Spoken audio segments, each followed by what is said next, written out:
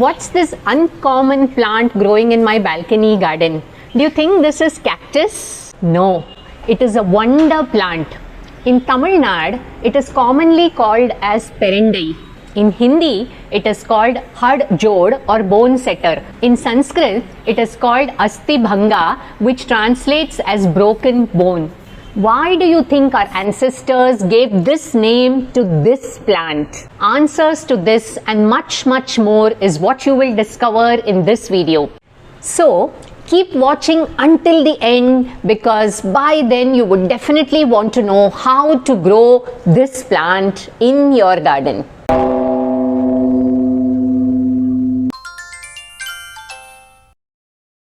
So, today I am going to be making a very interesting recipe using Pirandai or Hadjod. But before that, first let's harvest this and some important tips for you for harvesting. First tip before we harvest is start harvesting only after the plant has reached a height of more than 2 feet. Number 2. When you are harvesting the stem from the lower portion, leave sufficient part of it so that it can regenerate. So come, let's start harvesting it.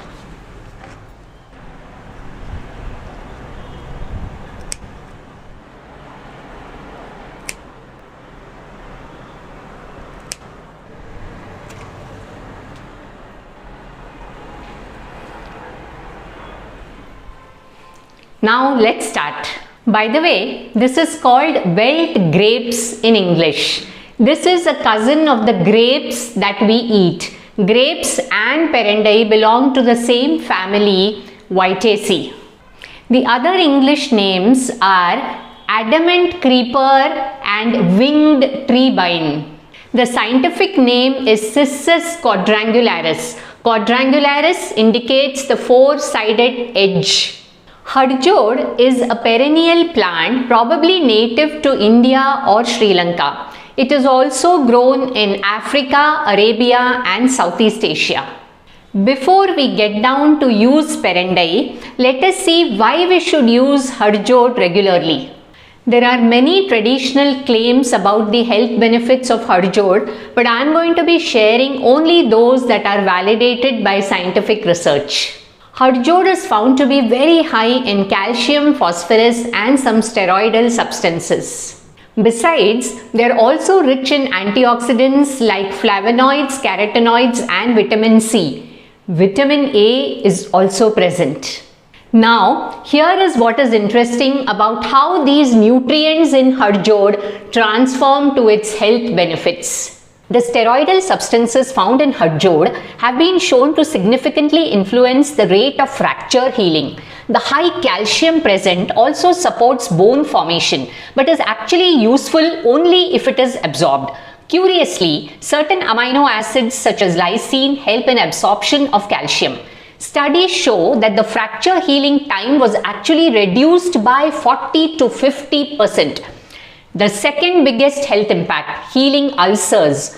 Research not only reconfirms the ulcer healing property of Hadjod as claimed in Ayurveda, but also shows that it improves the stomach's resistance to ulcer formation. Couple this with the antimicrobial property of Hadjod and now you have a benefit for people suffering from H. pylori infection.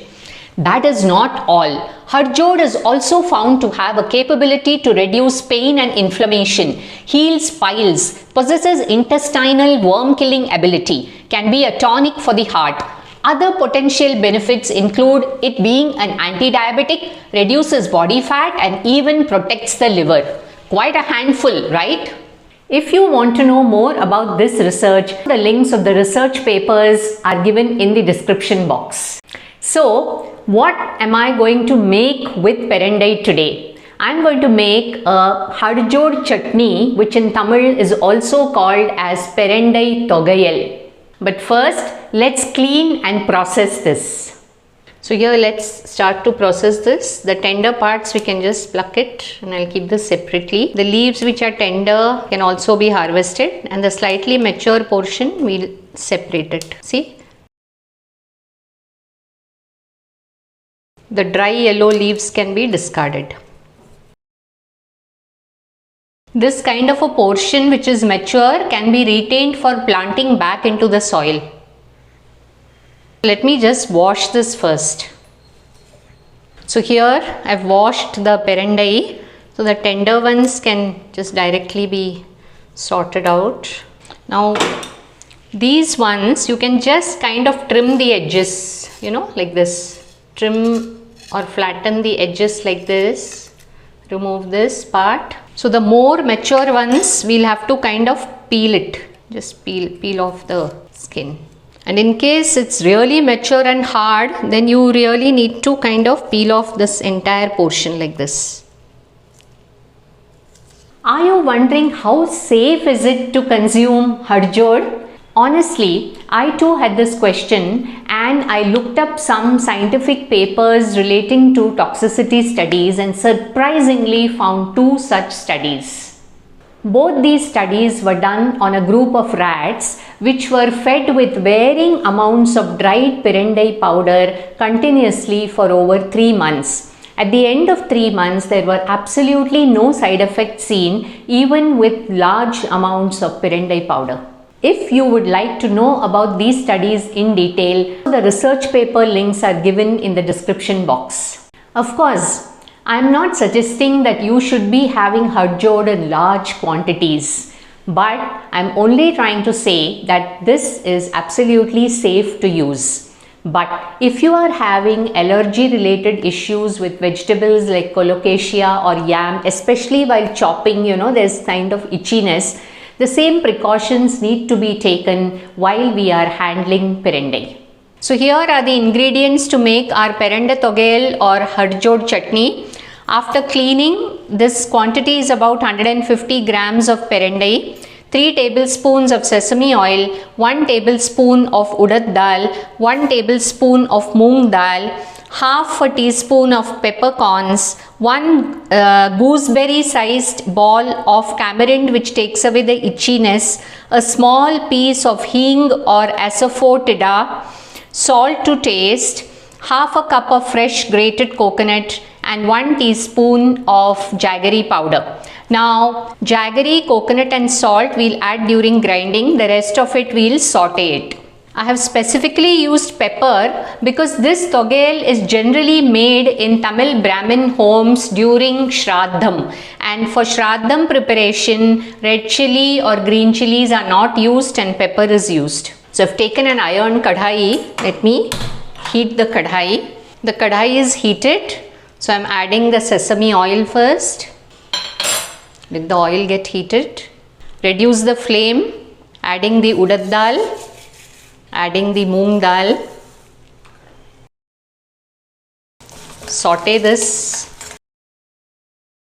Add the piece of asafoetida, peppercorns, the tamarind. This is a very important ingredient to prevent the itchiness if any. Reduce the flame and now I am adding the Pirandai. This Pirandai Thogayal is particularly useful for women who have attained menopause and they are prone to osteoporosis. So this is rich in calcium, natural source of calcium. Saute this for about 5 minutes. You can increase the flame, reduce the flame, see that it doesn't get burnt. The Pirandais have to get nicely coated with the sesame oil. So here it's almost 5 minutes. So I'm switching off the gas. Let it cool down slightly before we transfer it into the mixie jar for grinding. So now to the sauteed Pirandai, I'm adding this fresh grated coconut, the jaggery powder and salt to taste. Initially don't add water, just pulse it initially.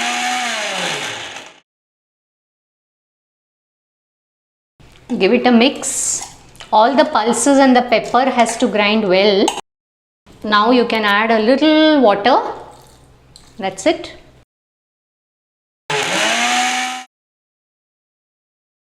Keep adding water gradually.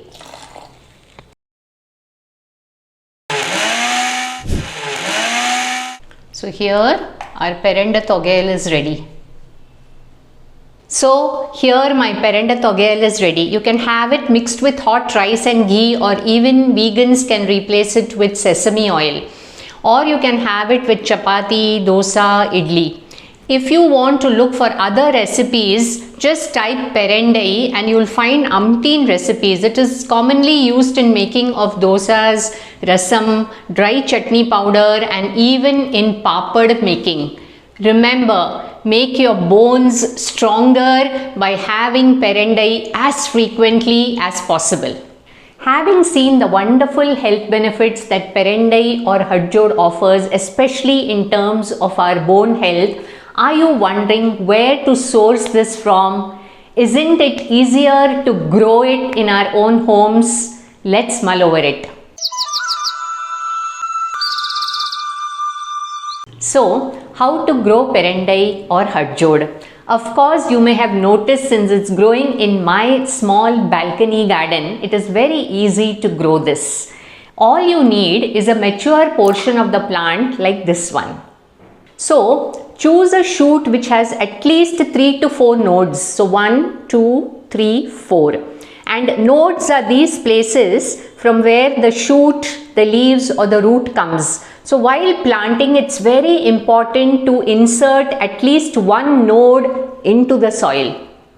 So here let me show you how to plant this Pirandai. I already have this pot. So there's a lot of mulch. So I'm just going to be making a hole. The soil is very porous because I keep adding organic matter to it. Digging a hole here. So now the hole is made and I'm going to be inserting this node into the soil. So very gently put it in so that it doesn't break here. And now just cover it up. Tap the soil gently. Cover the mulch up. And a little water. The soil is already moist. When you mulch the soil is always moist. So just put a little water. And it's done. I have another piece, so let me put it here.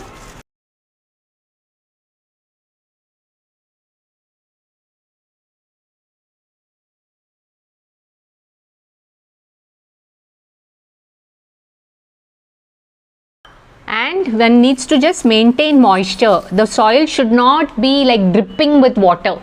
Just maintain moisture, and when you cover up the soil with mulch, leaves and your vegetable matter, the soil will tend to be moist. That's it. So the 2 babies have been planted and we'll have to wait for at least 2 to 3 weeks before we see any shoot emerging out. And you have to be patient enough for at least 3 months to make your first Pirandai harvest. If you remember, I told you do not harvest until it is about 2 to 3 feet height. I am personally taken aback by the enormity of the benefits that Pirandai or Hadjod offers. Do you not feel that if you had not come across this video, you would have dismissed the Pirandai plant as a weed? Did you have any aha moments while watching this video? If yes, do feel free to press that like button. Would you not want to share it with your folks, especially people with fractures or bone issues or arthritis, and it's even good for gut issues? And if you would like more of such interesting and valuable content, do press that subscribe button and press on the all notifications button. I will see you soon in another insightful video.